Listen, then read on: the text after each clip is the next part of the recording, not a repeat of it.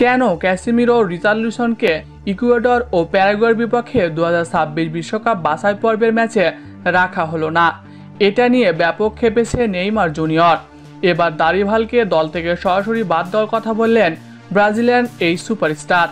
এই নিয়ে বিস্তারিত জানতে হলে ভিডিওটি না টেনে শেষ পর্যন্ত দেখতে থাকুন।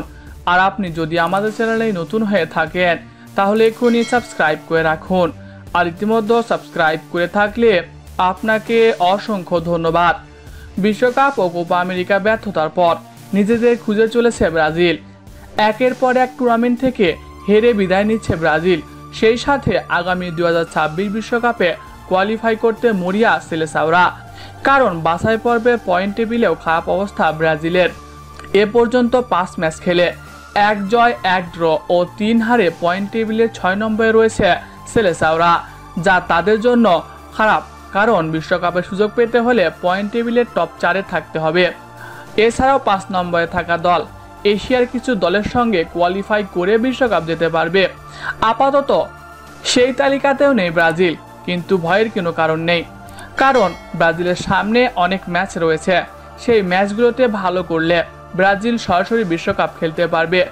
তবে এখানেই বাধে বিপত্তি, কেননা 2026 বিশ্বকাপের জন্য 23 সদস্যের দল ঘোষণা করেছে দারিভাল। যে স্কোয়াডে রাখা হয়নি ক্যাসিমিরো, রিচার্লিসন, গ্যাব্রিয়েল জেসুসের মতো তারকাদের। অন্যদিকে আগে থেকেই ইনজুরির কারণে দলে নেই নেইমার জুনিয়র। এখনও ম্যাচ খেলার জন্য ফিট নয় তিনি।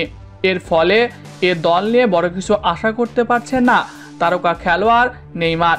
এই নিয়ে নেইমার জুনিয়র বলেন, দারিভাল কি দেখে এই দলটা ঘোষণা করলো আমি বুঝলাম না। আসলে তার মাথায় কি চলে সেটাও বুঝি না। আমি বেশ কিছু খেলোয়াড়কে দলে রাখতে বলেছি, সে সেটাও করেনি। আমাদের উচিত 2026 বিশ্বকাপকে সামনে রেখে পরিকল্পনা সাজানো। দারিভাল আসলে কি দেখে এই দলটা দিল আমি বুঝলাম না।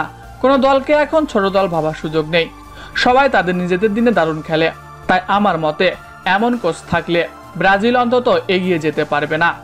তাই আমি চাই দারিভাল জুনিয়রকে বাদ দিতে, সেই সঙ্গে আমাদের তারকা খেলোয়াড় কাকাকে কোচ হিসেবে নিয়োগ দিতে। প্রিয় দর্শক, নেইমারের কথার সাথে আপনি কি একমত?